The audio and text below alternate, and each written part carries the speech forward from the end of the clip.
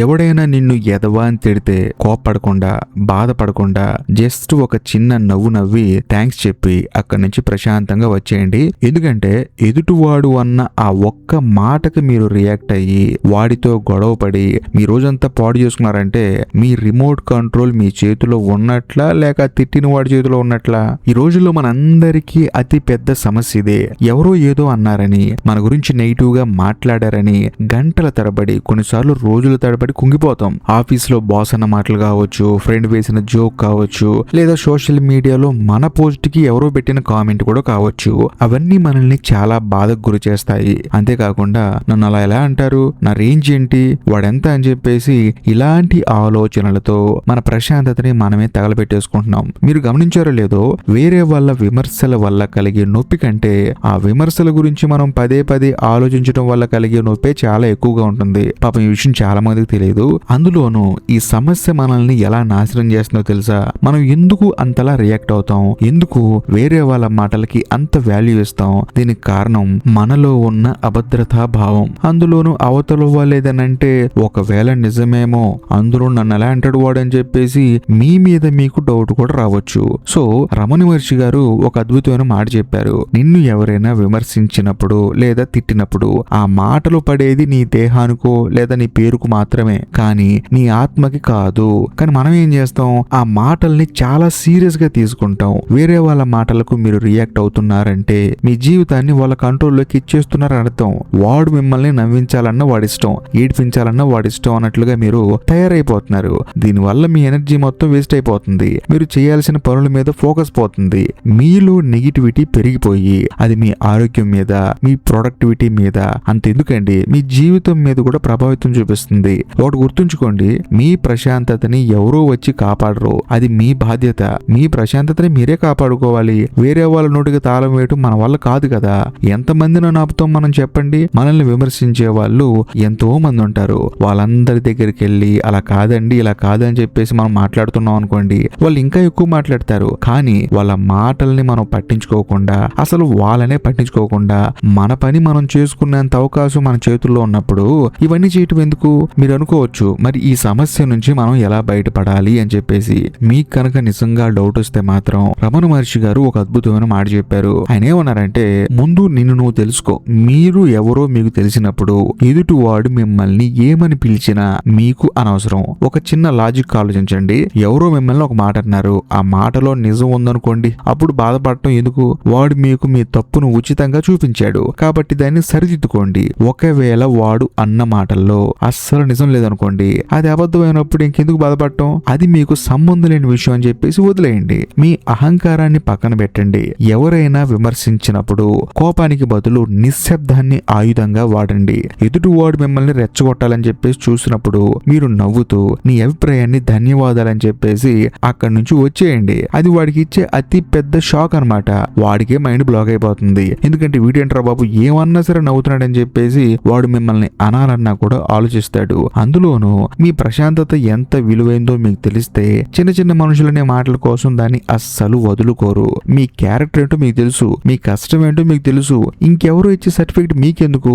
అందులోనూ క్యారెక్టర్ ఉన్న వాళ్ళు మన గురించి మాట్లాడితే బాధపడాలి. అసలు క్యారెక్టరే లేని వాడి గురించి మనం ఎందుకు ఆలోచించాలి? ఒకవేళ నిజంగా వాళ్ళకి క్యారెక్టరే ఉంటే మన దగ్గరకు వచ్చి, బాబు నువ్వు ఇలా తప్పు చేసావు, సాటి మనిషిగా చెప్తున్నాను, ఆ తప్పును సరిదిద్దుకో, ఇంకోసారి రిపీట్ చేసుకో మాకు, ఎందుకంటే నీకంటూ ఒక జీవితం ఉంది బాబు అని చెప్తే ఖచ్చితంగా మనం ఆలోచించాలి. అలా కాకుండా డైరెక్ట్ గా మనల్ని విమర్శిస్తుంటే మనం ఎందుకు పట్టించుకోవాలి? కాబట్టి ఎవరి మాటలు పట్టించుకోకండి. కానీ మీతో ఎవరైతే ప్రేమగా ఉంటూ మీ తప్పుల్ని ఎవరైతే మీకు దగ్గరగా ఉంటూ చెప్తూ ఉంటారో వాళ్ళ మాటలు పట్టించుకోండి. ఎందుకంటే తిట్టడానికి, తిట్టకుండా ఒక పనిని చెప్పి మరీ చేపించడానికి చాలా తేడా ఉంటుంది. కాబట్టి మీ తప్పులు మీరు గ్రహించండి.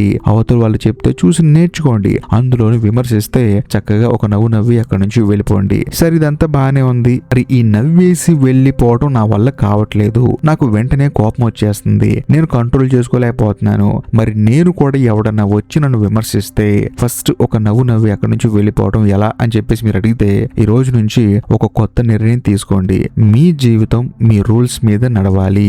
ఎవరైనా మిమ్మల్ని తిట్టినా విమర్శించినా అది వాళ్ళ సంస్కారం, కానీ దానికి రియాక్ట్ అవ్వకపోవడం మీ సంస్కారం. రమణ మహర్షి గారు అన్నట్లు ప్రపంచం ఒక అద్దం లాంటిది. ఉంటుంది. మీరు ఏది ఇస్తే అది మీకు తిరిగి ఇస్తుంది. సో మీరు శాంతిని ఇస్తే మీ జీవితం ప్రశాంతంగా ఉంటుంది. సో ఇక్కడ పాయింట్ ఏంటంటే అవతల వాడు మనల్ని తిట్టాడు బానే ఉంది, కానీ దానికి మనం కూడా 50% కారణం అవ్వకూడదు కదా.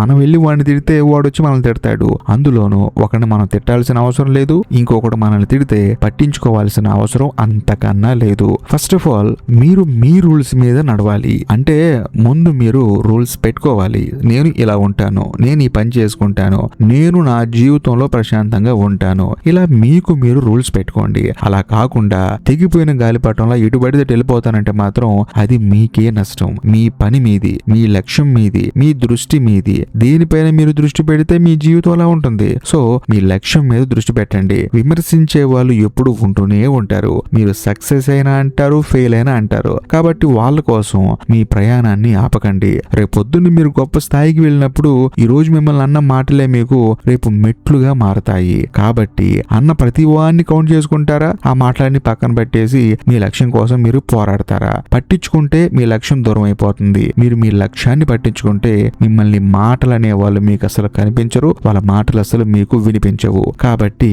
మీకు గుర్తు రావాల్సింది కేవలం మీ లక్ష్యం మాత్రమే. అందులోనూ చాలా మందికి డౌట్ రావచ్చు, నాకంటూ ఒక లక్ష్యం ఉందండి, దాని మీద నేను ఫోకస్ చేయలేకపోతున్నాను అని చెప్పేసి మీకు డౌట్ రావచ్చు. వాళ్ళకి నేను చెప్పొచ్చేది ఏంటంటే ముందు మీకంటూ ఒక జీవిత లక్ష్యం ఉన్నప్పుడు మిమ్మల్ని మీరు గౌరవించుకోండి. ఎందుకంటే మీకు లక్ష్యం ఉన్నప్పుడే మీరు ఫిక్స్ అయిపోవాలి, నేను లక్ష్యాన్ని ఛేదించేశాను, లేకపోతే నా లక్ష్యానికి దగ్గరైపోయాను అని చెప్పేసి.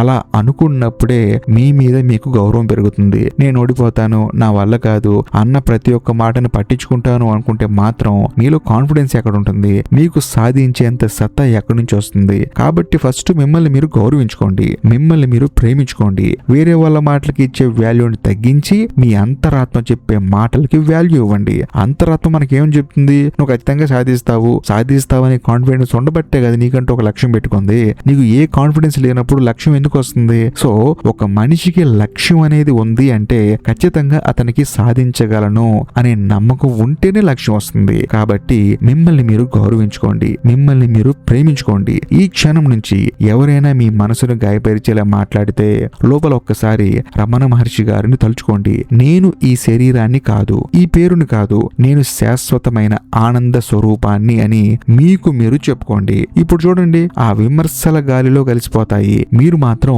కొండలా బలంగా నిలబడతారు. ఆ గాలి మాటలు పట్టించుకోవాల్సిన అవసరం లేదు. ఆ గాలిలో కలిసిపోయే మాటలకి మీరు రియాక్ట్ అవ్వాల్సిన అవసరం అంతకన్నా లేదు. సో ఈ రోజే మీ కొత్త జీవితాన్ని మొదలు పెట్టే అడుగు వేయండి. మిమ్మల్ని ఆపేది ఎవరు కాదు. ఒకవేళ ఆపితే గీపితే మిమ్మల్ని మీరే ఆపుకుంటారు, అంతకు మించి ఏమీ లేదు. కాబట్టి మీకు చిన్న ప్రశ్న, మీ జీవితంలో మిమ్మల్ని ఎవరైనా బాగా విమర్శించినప్పుడు ఆ మాటలను మీరు ఎలా తట్టుకున్నారు? ఆ సిచ్యువేషన్ ని మీరు ఎలా హ్యాండిల్ చేశారు? లేదా ఇప్పుడు ఈ వీడియో చూశాక మీ ఆలోచనలో ఏమైనా మార్పు వచ్చిందా? మీ ఎక్స్పీరియన్స్ ని లేదా మీ అభిప్రాయాన్ని కింద కామెంట్స్ లో మాతో షేర్ చేసుకోండి. ఎందుకంటే మీరు చేసే ఆ ఒక్క కామెంట్ అనేది ఇంకొకరికి ఇన్స్పిరేషన్ గా ఉంటుంది, అంతే, అంతకు మించి ఏమీ లేదు. ఏది ఏమైనా సరే ఈ వీడియో గనక మీకు నచ్చినట్లయితే ఖచ్చితంగా లైక్ చేయండి, షేర్ చేయండి, కామెంట్ చేయండి. అంతేకాకుండా ఇప్పటి వరకు మీరు మన ఛానల్ ని సబ్స్క్రైబ్ చేసుకోకపోతే దయచేసి సబ్స్క్రైబ్ చేసి బెల్ ఐకాన్ ప్రెస్ చేయండి. బాయ్.